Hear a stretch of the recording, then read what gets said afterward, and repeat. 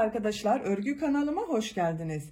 Kız bebeklerimiz için hem örgüsü çok kolay hem de çok güzel bir bebek elbisesi yaptım. Bugün bunun anlatımını sizlerle paylaşmak istiyorum. Bu şekilde bakın ben rengarenk yaptım arkadaşlar. Ebruli bir iplik kullandım. Ebruli ipliğin içinde bulunan renklerle de bakın burada sıralar yaptım. Cıvıl cıvıl oldu. Elbisenin örgüsü çok kolay.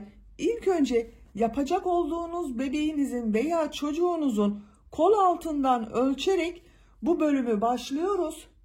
Ben bugün anlatımımı 2-3 yaş arası bebek ölçüsünde anlatıyorum ama 1 yaşından itibaren kullanılabilir bir ölçü arkadaşlar.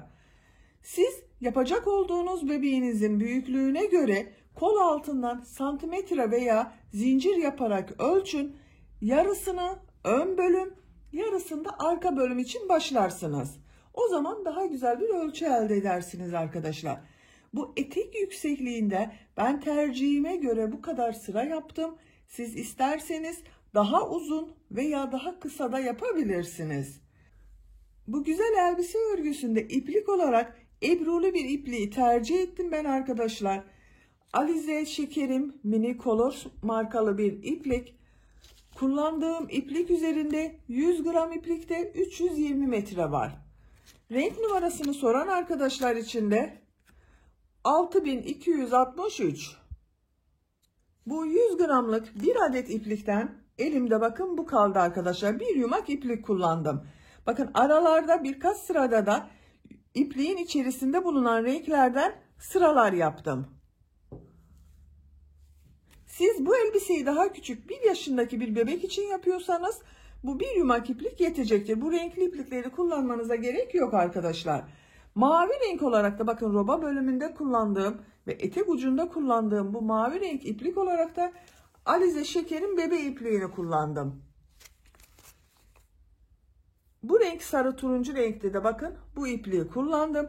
Siz bu elbiseyi istediğiniz marka iplik ve renkleri kullanarak örebilirsiniz. Tığ olarak elimin sıklığına ve ipliğin kalınlığına uygun olarak 3 milimetre tığ kullandım. Kullandığınız iplik üzerinde kaç numara tığ kullanmanız gerektiği tavsiye edilmektedir. Bakın benim kullandığım bu iplik üzerinde 2 ile 4 arası tığlar tavsiye ediliyor. Ben 3 milimetre tığ kullandım arkadaşlar. Siz de elinizin sıklığına göre istediğiniz numara tığları kullanabilirsiniz. Daha küçük numara tığ kullanırsanız yaptığınız elbise daha küçük olacaktır. 3,5-4 numara tığ kullanırsanız da yaptığınız elbise daha büyük beden olacaktır. Elbisede düğme kullanmadık. Bakın başına çok rahat geçecektir bebeğin. Bel örgüsünün burada bakın ben kurdale yaptım. Ucuna da boncuklar taktım. Tercihinize göre siz böyle boncuklu kurdale takabilirsiniz. İp kordon hazırlayabilirsiniz. Veya hiçbir şey yapmadan sade olarak kullanabilirsiniz. Ölçülerini de size söylüyorum. Başlamadan önce fikriniz olsun. Bakın gövde genişliğini ölçüyorum. 29 santimetre. Yüksekliğini ölçüyorum. Omuzdan itibaren tam yükseklik 39 santimetre. Bu ölçüde 2-3 yaş arası bebek için güzel bir ölçü. Dediğim gibi siz bu yüksekliğini tercihinize göre daha uzun da yapabilirsiniz, daha kısa da yapabilirsiniz. Hazırsanız hep birlikte bu güzel elbisenin örgüsüne başlayalım. Örgü kanalıma abone değilseniz abone olmayı unutmayın lütfen. Örgü kanalıma abone olmak ücretsiz. Örgü kanalıma ücretsiz abone olup orada bulunan zil şeklinde dokunarak açık yaparsanız kanalıma video yüklediğim zaman ilk önce size bildirim gelir. Örgülerimden herkesten önce sizin haberiniz olur. İzlediğiniz videolarıma beğeni ve yorumlarınızı da yaparsanız çok sevinirim arkadaşlar. Hepinize kolay gelsin. İyi çalışmalar.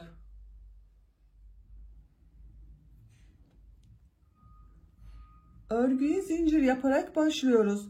Zincir yapabilmek için ilk ilmeği bakın ben bu şekilde yapıyorum. Yavaş gösteriyorum.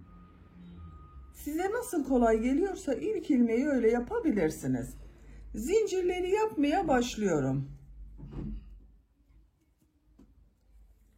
59 zincir yaptım arkadaşlar. 59 zincirin kaç santimetre olduğunu ölçüyorum. santimetre olarak ölçüyorum. 26 santimetre bakın zincir uzunluğu var. Siz bunu yapacak olduğunuz bebeğin gövde genişliğine göre yaparsanız iyi olacaktır. Bebeğin kol altından gövde genişliğini ölçün. Yarısı arka bölüm, yarısı ön bölüm için olacak. Bu zincirler üzerine bu sırada yarım trabzanlar yapacağız. Tığın üzerine iplik alıyorum. Bir ilmeği atlıyorum. İkinci ilmek üzerine yarım trabzan yapıyorum. Diğer zincirler üzerine de yarım trabzan yaparak devam ediyorum. Yarım trabzanı nasıl yaptığımı gösteriyorum arkadaşlar. Bilmeyen arkadaşlar için gösteriyorum. Bilenler zaten biliyor yarım trabzanı. Tığın üzerine iplik alıyorum. İlmeğe tığ taktım. İlmek aldım. Çektim. Bakın tığın üzerinde 3 ilmek var.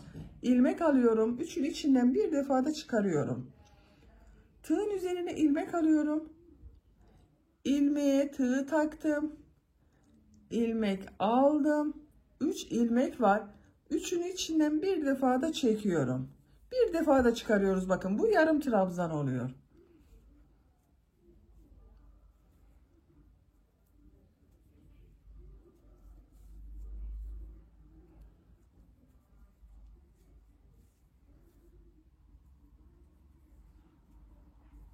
Bu şekilde. Zincirler üzerine yarım trabzanlar yaparak sıra sonuna kadar devam edelim. Zincirler üzerine yarım trabzan yaparak bakın sıra sonuna kadar tamamladım. Bu bir sırada toplam 58 yarım trabzan var arkadaşlar. İkinci sıradayız. İkinci sırada yine yarım trabzan sırası yapıyorum. Bir zincir yapıyorum. Örgüyü çeviriyorum. İlk ilmek üzerine yarım trabzan yapıyorum. Diğer ilmekleri de yarım trabzan yaparak devam ediyorum. Her ilmek üzerine bir yarım trabzan yapıyorum bakın.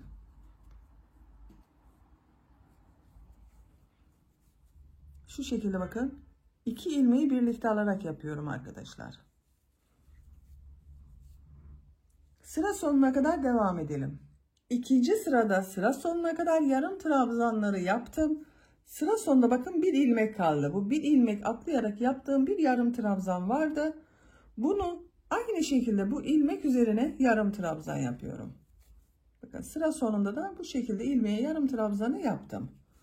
2 sıra yarım trabzan yaptım. Bu benim için yeterli arkadaşlar. Siz bunu 1 yaşından büyük çocuklarınız için yapıyorsanız bir sıra daha yarım trabzan yapabilirsiniz. Ama benim yapacağım ölçü için 2 sıra yeterli. 3. sıradan itibaren her iki taraftan kol kesimi yapmaya başlıyoruz. Bir zincir yapıyorum. Örgüyü çeviriyorum.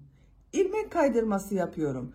3 ilmek kaydırması yapıyorum. 4.'den itibaren yarım trabzanlar yapıyorum. Bakın ilmeğe tığ taktım. İlmek kaydırması nasıl yaptığımı gösteriyorum. Şu şekilde ilmek aldım. Tığ üzerinde bulunan ilmekten de çıkardım. İlmeğe tığ taktım. İlmek aldım. Bakın tığın üzerinde 2 ilmek var. Tığın üzerinde bulunan ilmekten de çektim. İlmek kaydırması yapıyoruz. 3 ilmek kaydırması yaptım. Tığ üzerine iplik alıyorum. 4. ilmeğe yarım trabzan yapıyorum. 1 2 bu şekilde devam ediyorum.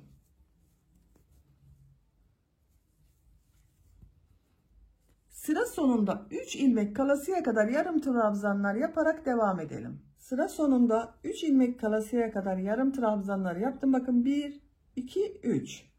Buradan geriye dönüyorum. Bir zincir yapıyorum. Örgüyü çeviriyorum. Bu sırada sıra başında ve sıra sonunda bir ilmek kesmesi yapacağız. Tığın üzerine iplik alıyorum. İlk ilmekten bakın bir ilmek aldım. Çıkarmıyorum, bekletiyorum. İkinci ilmeğe tığ taktım. İlmek aldım, çıkardım, bekletiyorum. Tığ üzerinde 4 ilmek var. İlmek alıyorum. Hepsinin içinden bir defa da çekiyorum. Bakın buraya bir ilmek oldu. 2 ilmekten bir ilmek yaptık. Diğer ilmeklere birer defa trabzan yaparak devam ediyorum. Yarım trabzan yapıyoruz ama arkadaşlar.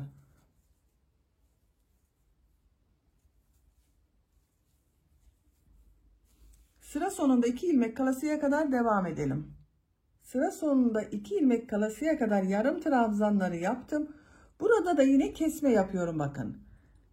İlmek aldım. bekletiyorum. Son ilmek üzerinden de ilmek aldım. Hepsinin içinden bir defa da çekiyorum. Bir kesme yaptık. Bir zincir yapıyorum. Örgüyü çeviriyorum. Bu sırada yine sıra başında ve sıra sonunda bir ilmek kesmesi yapacağız. Tığ üzerine iplik alıyorum. İlk ilmekten ilmek çıkardım. Bekletiyorum.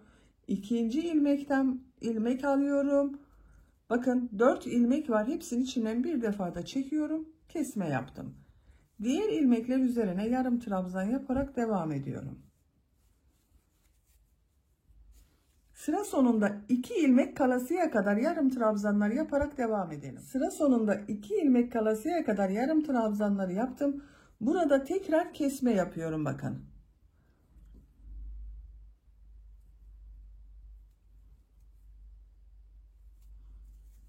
Kesmeleri burada bitiriyorum arkadaşlar. Bir zincir yapıyorum. Örgüyü çeviriyorum. Bakın. 5 kesme yaptık. Bakın 5 ilmek kesmesi burada yaptım. 5 ilmek kesmesi burada yaptım. İlk başta 3'er ilmek atladım. 4. ilmekten itibaren yarım trabzan yaptım. Bir sonraki sırada 1 ilmek kesmesi yaptım. Bu sırada da birer ilmek kesmesi yaptım. Toplam 5 ilmek burada kestik. 5 ilmek burada kestik. Siz bunu daha büyük çocuklarınız için yapıyorsanız birer ilmek daha kesme yapabilirsiniz. Veya başlangıçta 3 değil de 4 veya 5 ilmek keserseniz diğerlerini de aynı şekilde yapabilirsiniz. Artık kesme yapmadan her ilmek üzerine bir yarım trabzan yapıyorum.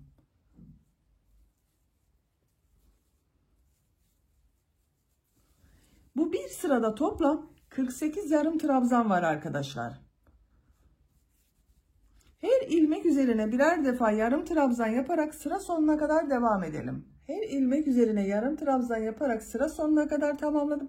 Sıra sonunda da kesme yapmadım bakın. Bir zincir yapıyorum, örgüyü çeviriyorum. Bu bir sırada yine 48 yarım trabzan var. Her ilmek üzerine bir yarım trabzan yaparak devam ediyorum. Bakın yine kesme yapmadım burada arkadaşlar. Artık kol tarafından kesmeleri bitirdik. Sadece yaka bölümünde kesme yapacağız. Şöyle bakalım. Ön bölümün örgüsü bu şekilde devam edecek. Yaka kesmesi yapacağımız yere kadar bu 48 yarım trabzan ile örgüye devam edelim. Ön bölümün örgüsünü yaka kesimi yapacağım sıraya kadar tamamladım.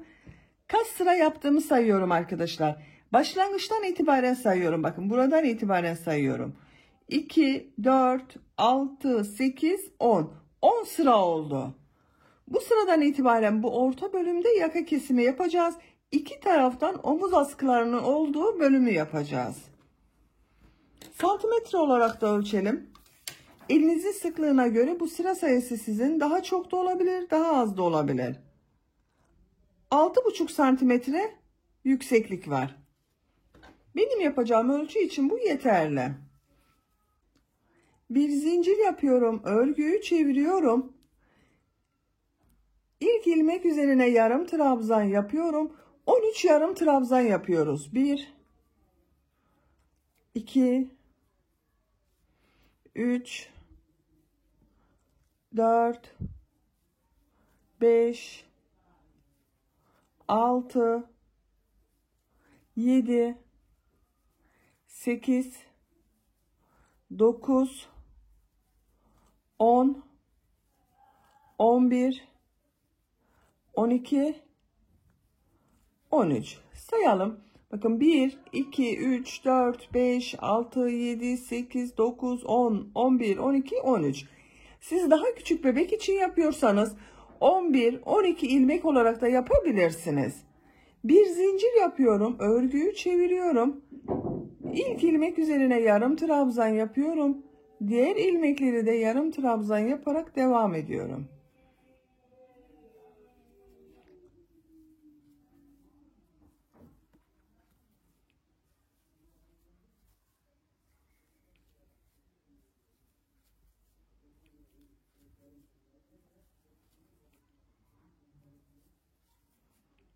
Son ilmek üzerine de yarım trabzanı yapıyorum. Bakın bu sırada yine 13 yarım trabzan var. Bir zincir yapıyorum, örgüyü çeviriyorum. 13 yarım trabzanın üzerine yarım trabzanlar yapıyorum. Bu şekilde arkadaşlar. Bu omuz bölümünün örgüsü bu 13 ilmek ile yüksekliğini tamamlayalım gelelim. Omuz bölümünün örgüsünü 13 ilmek ile ben tamamladım. Başlangıçtan itibaren kaç sıra olduğunu sayıyorum arkadaşlar. Bakın 1, 2, 3, 4, 5, 6, 7, 8, 9, 10, 11, 12, 13, 14, 15, 16, 17, 18, 19, 20, 21, 22. 22 sıra bu yükseklik yeterli. Santimetre olarak da ölçüyorum.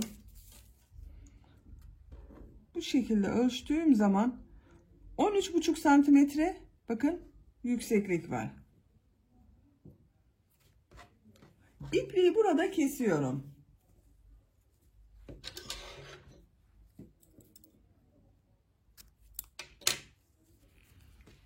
Şimdi diğer omuz bölümünü yapacağız. Diğer omuz bölümünde bakın örgünün gelişine bakıyorum. Bu şekilde devam etmem gerekiyor. Buradan sayıyorum. 1, 2, 3, 4, 5, 6, 7, 8, 9, 10, 11, 12, 13. 13.'den ipliği bir defa bağlıyorum. Bu omuz örgüsünü 13 ilmek ile yaptık. Burayı da 13 ilmek ile yapıyoruz. Şu şekilde bakın bir ilmek yapıyorum. Bir zincir yapıyorum. Aynı ilmeğe yarım trabzan yapıyorum. İpliğin ucunda içeride tutuyorum. Diğer ilmekler üzerine de yarım trabzan yaparak devam ediyorum.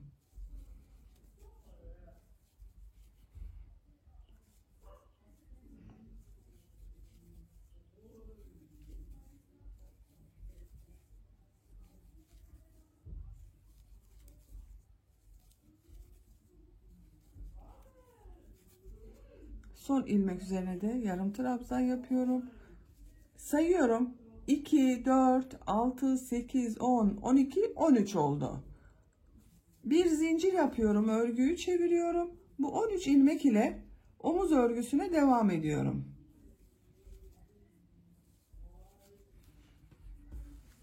Bakın.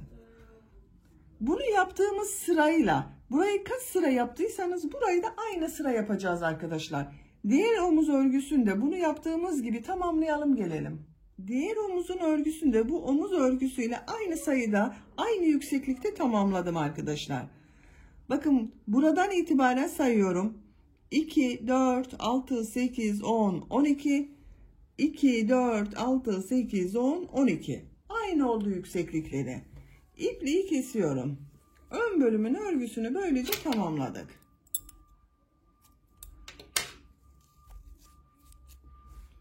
Şimdi arka bölümü yapacağız. Arka bölümü de ön bölümle aynı sayıda yapıyorum. Ön bölümün örgüsünü 59 zincir ile başladım. Siz kaç zincir ile başladıysanız arka bölüm için de aynı sayıda zincir yapacaksınız. Zincirleri yapmaya başlıyorum. 59 zinciri yapalım. 59 zinciri yaptım. Ön ile aynı sayıda yaptım bakın arkadaşlar. Bu zincirler üzerine yarım trabzan yapıyoruz. Bu ön bölümde ne yaptıysak aynı şekilde yapıyoruz. İpliği tığ üzerine alıyorum. Bir ilmek atlıyorum. İkinci ilmek üzerine yarım trabzan yapıyorum. Yarım trabzan sırası yapıyorum. Sıra sonuna kadar devam edelim. Zincirler üzerine yarım trabzan yaparak sıra sonuna kadar tamamladım. Bir sırada toplam 58 yarım trabzan oldu. Bir zincir yapıyorum. Örgüyü çeviriyorum. İlk ilmek üzerine yarım trabzan yapıyorum. Diğer ilmekler üzerine de yarım trabzan yaparak devam ediyorum. Sıra sonuna kadar devam edelim. İkinci sırada yarım trabzanlar yaparak sıra sonuna kadar tamamladım. Bu bir sıra üzerinde toplam 58 yarım trabzan var.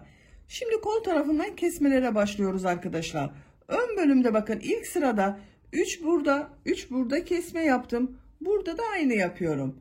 Bir zincir yapıyorum, örgüyü çeviriyorum. İlk 3 ilmeği ilmek kaydırma yapıyorum. 1 2 3. Tığ üzerine iplik alıyorum. Dördüncü ilmek içine yarım trabzan yapıyorum.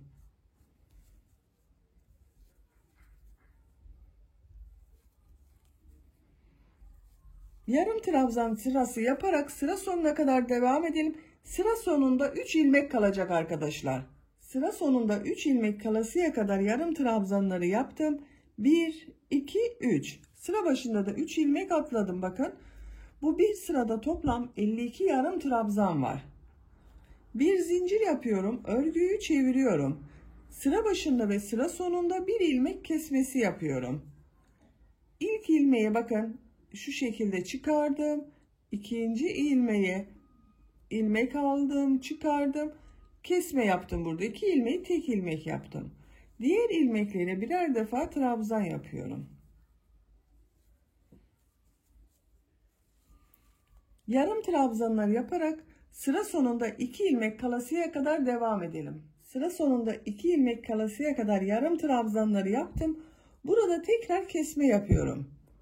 İlmek aldım, çıkardım, bekletiyorum. Son ilmeğe ilmek aldım, çıkardım. Bakın hepsini bir defada çekiyorum. Bu bir sırada toplam 50 yarım trabzan oldu. Bir zincir yapıyorum, örgüyü çeviriyorum. Sıra başında ve sıra sonunda yine bir ilmek kesmesi yapıyorum. İlmek aldım, çıkardım. İlmek aldım, çıkardım. Hepsini içinden bir defada çekiyorum.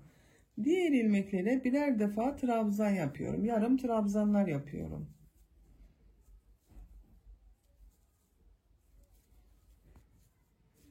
Sıra sonunda 2 ilmek kalasıya kadar devam edelim. Sıra sonunda 2 ilmek kalasıya kadar yarım trabzanları yaptım. Sıra sonunda da bir kesme yapıyorum arkadaşlar.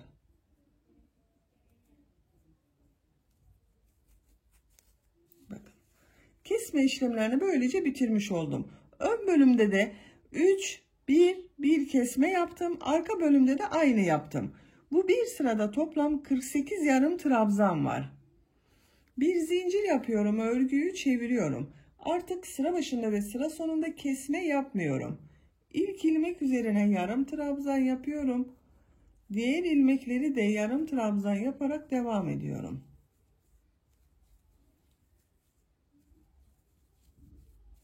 Sıra sonuna kadar devam edelim. Sıra sonuna kadar yarım trabzanlar yaparak tamamladım. Bu bir sırada yine 48 yarım trabzan var arkadaşlar. Kesme yapmadım. Bir zincir yapıyorum, örgüyü çeviriyorum. İlk ilmek üzerine yarım trabzan yapıyorum. Diğer ilmekleri de yarım trabzan yaparak devam ediyorum. Arka bölümün örgüsü bu 48 ilmek ile devam edecek arkadaşlar. Bu ön bölümü kaç sıra yaptıysanız, bakın buradan sayarsanız daha kolay sayı yapıyorsunuz. Ben 22 sıra yaptım buradan itibaren. Arka bölümün örgüsünde bu başlangıçtan itibaren ön bölüm ile aynı sayıda tamamlayalım gelelim. Arka bölümün örgüsünü de ön bölüm ile aynı sırada yaptım. Başlangıçtan itibaren bakın. Bu kabarık görünenler ikinci sıra oluyor. Bakın 1, 2, 2, 4, 6, 8, 10, 12, 14, 16, 18, 20, 22. Ön ile aynı sıra oldu bakın arkadaşlar. İki parçayı hazırladık. Şimdi omuz bölümünden birleştireceğiz. Yanlardan da birleştireceğiz ön bölüm ve arka bölümü. Ön bölümü bakın, arka bölümü şu şekilde yerleştiriyorum. Örgünün ters tarafı burası bakın. Örgünün düz tarafı burası. Alta gelecek şekilde yerleştirdim. Ön bölümü de şu şekilde yerleştiriyorum. Bakın ön bölüm üste bakıyor. Örgünün tersi alta bakıyor. Şu şekilde bakın, iki tarafın düz görüntüleri dışta kaldı. İpliğin ucu bakın kesmedim. Arka bölümün ipliğini kesmedim. Burada bekletiyorum. Şu şekilde ters çeviriyorum.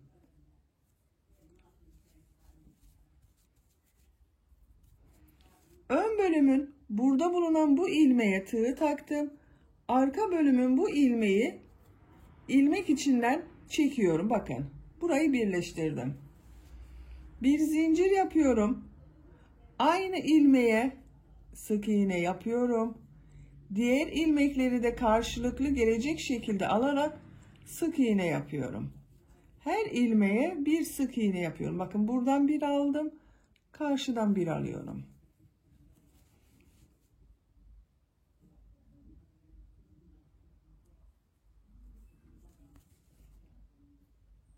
...13 ilmek vardı. 13 sık iğne yapıyoruz buraya arkadaşlar.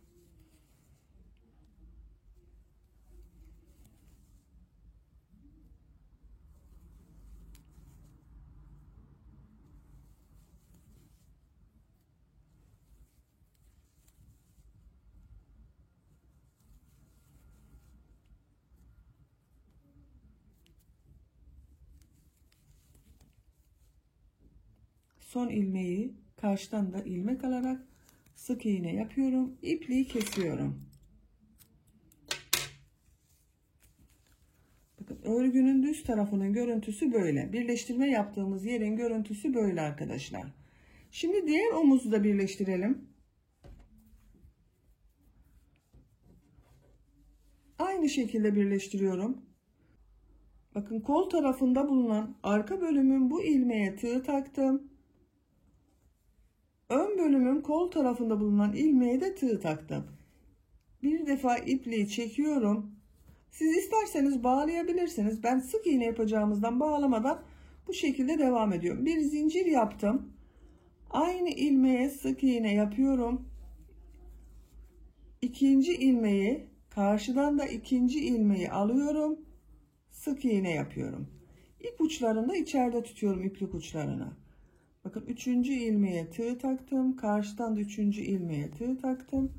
Sık iğne yapıyorum. Diğer omuzda yaptığımız gibi burada da sık iğneler yaparak devam ediyorum.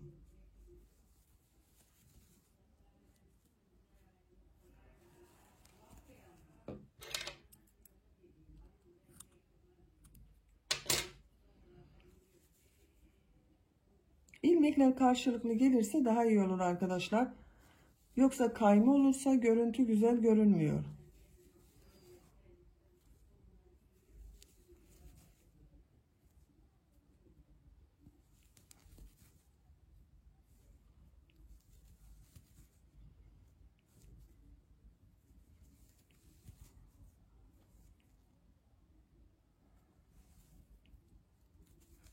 Bakın son ilmeği yaptım. İpliği kesiyorum.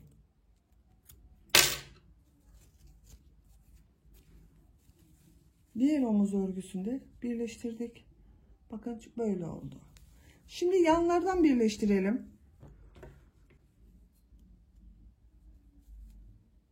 Karşılıklı ilmekler gelecek şekilde bir ilmek alıyorum. Bir zincir yapıyorum. Sık iğne şeklinde birleştiriyorum.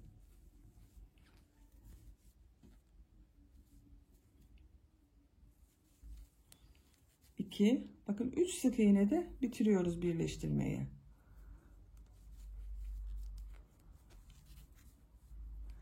İpliği kesiyorum.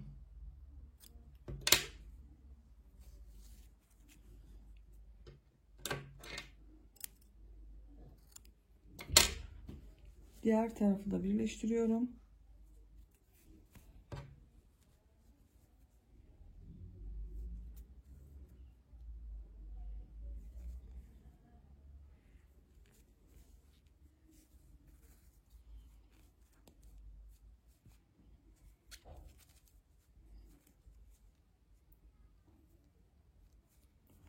Üst sık iğnede de bu tarafı birleştiriyorum bakın.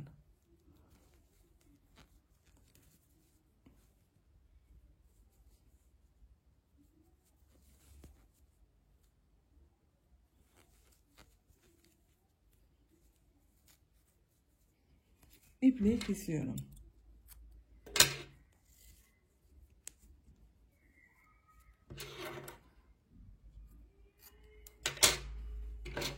Bakın burası örgünün ters tarafı, düz tarafını çeviriyorum. Omuzları birleştirdik. Bakın roba bölümünü tamamladık böylece. Bebeğin başı da çok rahat geçecektir buradan arkadaşlar bakın. Siz daha büyük çocuklar için yaptıysanız sayınız daha fazla olmuştur. İlmek sayısı da sizin daha fazla olmuştur. Şimdi model bölümüne başlıyoruz. Model bölümünü kendi rengiyle de devam edebilirsiniz. Farklı renkleriyle de devam edebilirsiniz. Ben farklı bir renk kullanıyorum. Bakın bu renk iplik kullanıyorum. Mini Colors Alize Şeker'in bebe markalı bir iplik. Kullandığım iplik üzerinde 100 gram iplikte 320 metre var. Renk numarasını soran arkadaşlar için de 6263. Bunun içinde de bakın mavi renk var. Ben onun için bu renk iplik kullanmayı tercih ediyorum. Siz istediğiniz renk ipliklerle devam edebilirsiniz. Dediğim gibi kendi rengiyle de devam edebilirsiniz. Farklı renklerde kullanabilirsiniz.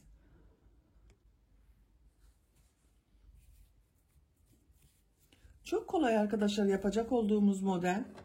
Bakın kol altından başlıyorum. Hangi kol altından başlarsanız olur. Fark eden bir şey olmuyor. Kol altında bulunan bu ilmekten ipliği bir defa bağlıyorum. İlmek yapıyorum. 3 zincir yapıyorum. Aynı ilmek içine bir trabzan yapıyorum. 2 zincir. Aynı ilmek içine 2 trabzan daha yapıyorum.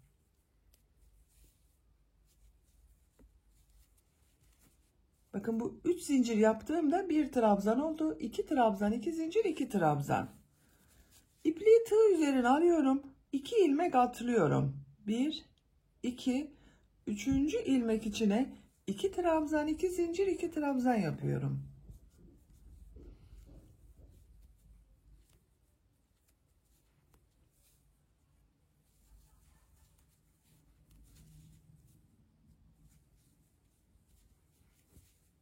İki trabzan, 2 zincir, 2 trabzanı yaptım.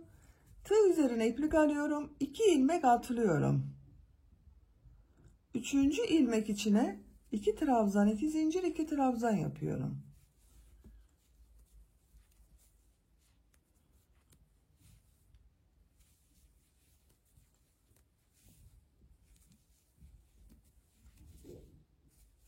İki ilmek atlıyorum. 3. ilmek içine 2 trabzan, 2 zincir, 2 trabzan yapıyorum. Gördüğünüz gibi çok kolay model arkadaşlar.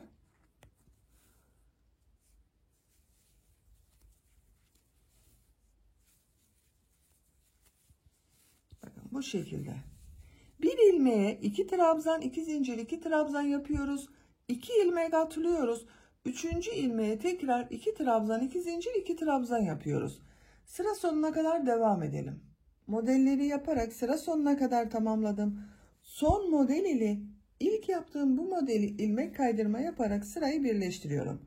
Bakın bu son ilmeği burada yaptığım bu ilmeğe tığ takıyorum.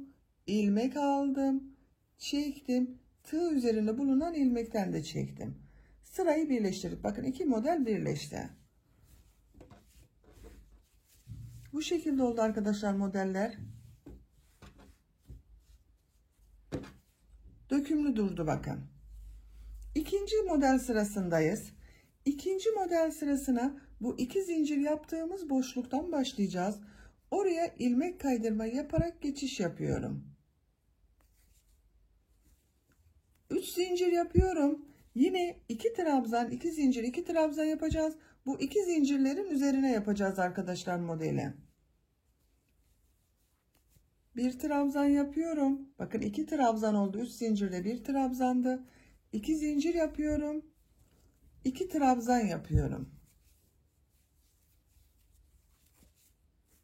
Tığ üzerine iplik alıyorum. Diğer model ortasında bulunan 2 zincirin üzerine 2 trabzan, 2 zincir, 2 trabzan yapıyorum.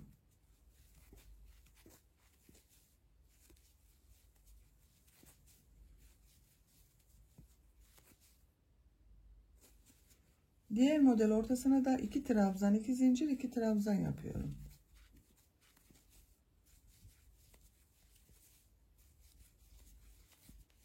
Bu şekilde bakın. Sıra sonuna kadar devam edelim. Sıra sonuna kadar modelleri yaptım. Son model ile ilk modeli ilmek kaydırma yaparak sırayı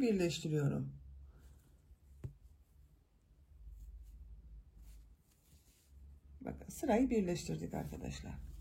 İkinci sırada model bölümünün görüntüsü böyle oldu bakın.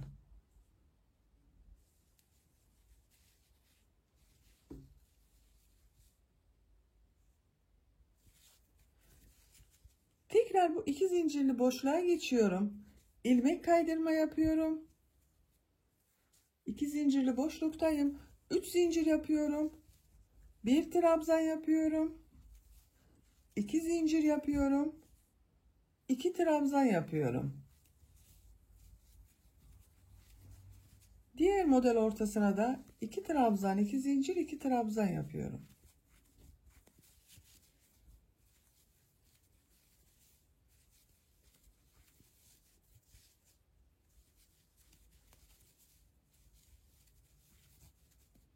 Bu şekilde. Sıra sonuna kadar devam edelim. Sıra sonunda ilmek kaydırma yapalım, birleştirelim. Bir üst sıraya çıkmak için 2 zincirli boşluğa geçelim. Buradan itibaren modelleri yapmaya devam edelim. Bu şekilde model sırasını tekrarlayarak örgüye devam edelim. Elbisenin etek örgüsünü 20 sıra olarak tamamladım. Sayıyorum arkadaşlar, bakın 2, 4, 6, 8, 10, 12, 14, 16, 18, 20. Ben bu renk sıralamasıyla yaptım. Bakın 2 sıra araya mavi renk yaptım. Bir sırada turuncu renk yaptım. Ebruli bir iplik kullanıyorum. İpliğin içerisinde olan renklerden burada bakın sıralar yaptım arkadaşlar. Siz isterseniz tek renk olarak da devam edebilirsiniz. Görüntü olarak bakın böyle oldu. Şimdi burada bitirmiyoruz. En uç noktasına dilim modelleri yapıyorum. Bakın. Burada ilmek kaydırma yaparak sırayı birleştirdim. İpliği kesiyorum.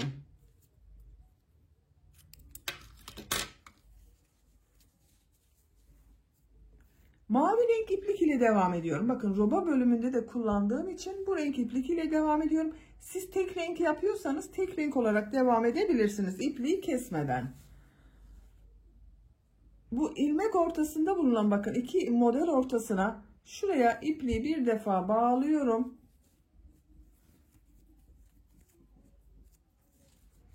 Bir ilmek yapıyorum. Bir zincir yaptım, sağlamlaştırdım. Model ortasında bulunan bu iki zincirin içine 7 trabzan yapıyorum. 1 2 3 4 5 6 7. İpliği tığ üzerine almadan iki model ortasında bulunan bakın bu boşluğa sık iğne yapıyorum. İpliği tığ üzerine alıyorum. Diğer model ortasında bulunan iki zincirin üzerine 7 trabzan yapıyorum.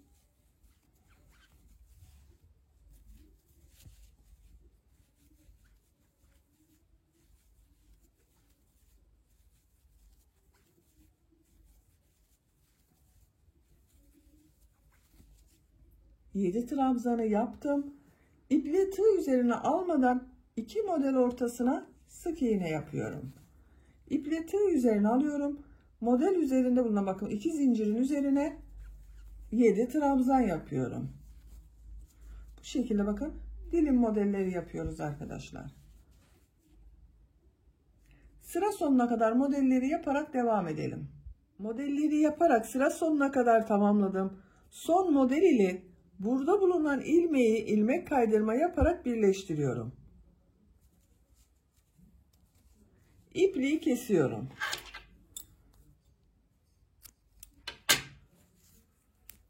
Bakın. Birleştirme yaptığımız yerin görüntüsü böyle. İpliği örgünün ters tarafından bu model yaptığımız trabzanlar arasından çekiyorum bakın.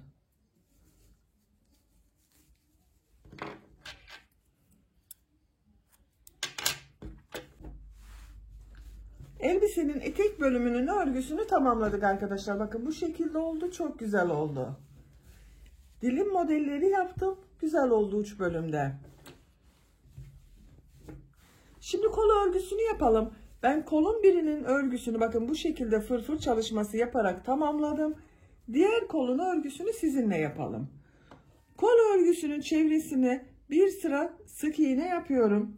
Mavi renk ile yapıyorum. Kol altından başlıyorum bakın. Burada bulunan ilmekten bir ilmek yapıyorum. Bir zincir yaptım, sağlamlaştırdım. Sık iğne yapıyorum. Gördüğüm her ilmeğe bir sık iğne yapıyorum.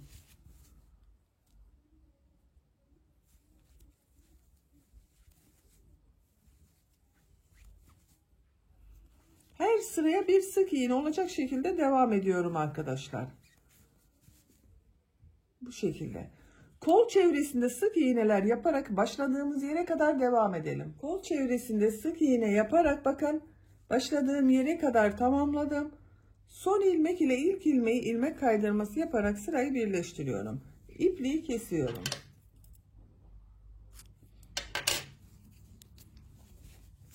Bakın kolun çevresinde bir sıra sık iğne yaptım. Bunun üzerinden bu fırfır bölümünü yapıyorum.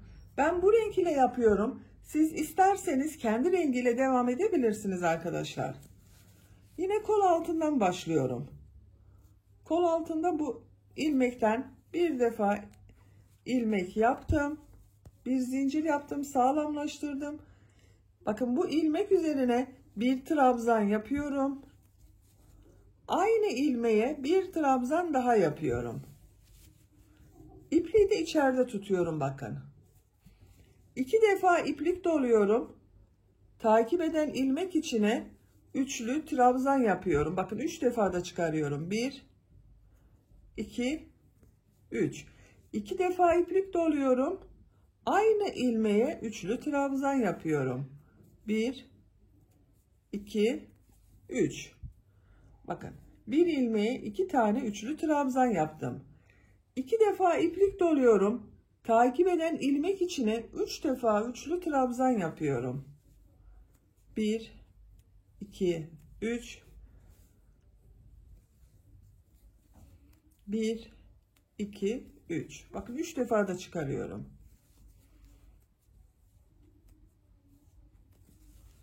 Aynı ilmeğe 3 tane üçlü trabzan yaptım. 2 defa iplik doluyorum. Takip eden ilmek içine 2 defa üçlü trabzan yapıyorum. 1 2 3 1 3. Bakın 2 üçlü trabzan yaptım. Diğer ilmek içine 3 defa üçlü trabzan yapıyorum.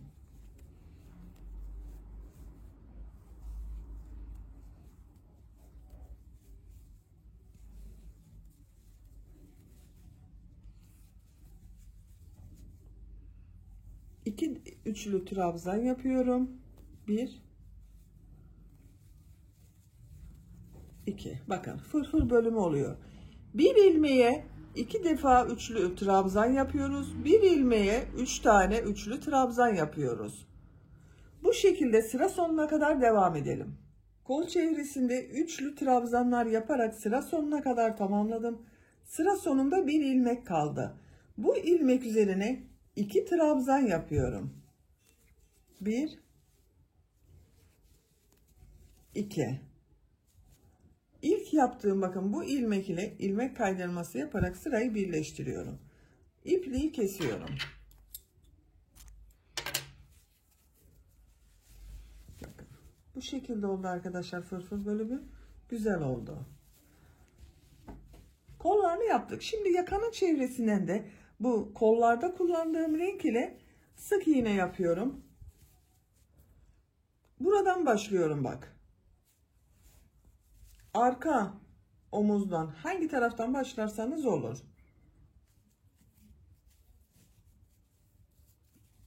Bir ilmek yapıyorum. Sık iğne yapıyorum. Her trabzan sırasına bir sık iğne yapıyorum.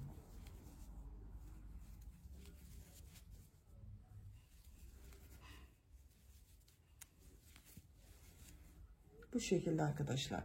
Yakanın çevresinde sık iğneler yaparak başladığımız yere kadar devam edelim. Yakanın çevresinde bir sıra sık iğne yaparak sıra sonuna kadar tamamladım. Bu son ilmek ile İlk ilmeği ilmek kaydırma yaparak sırayı birleştiriyorum. İpliği kesiyorum.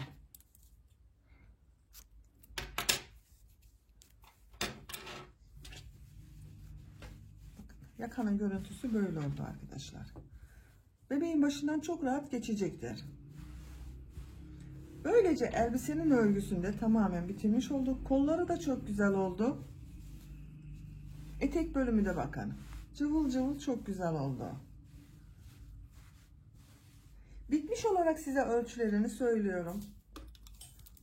Gövde genişliğini ölçüyorum. Bakın kol altını yaptığımız buradan gövde genişliğini ölçüyorum. 29 santimetre. Yüksekliğini ölçüyorum.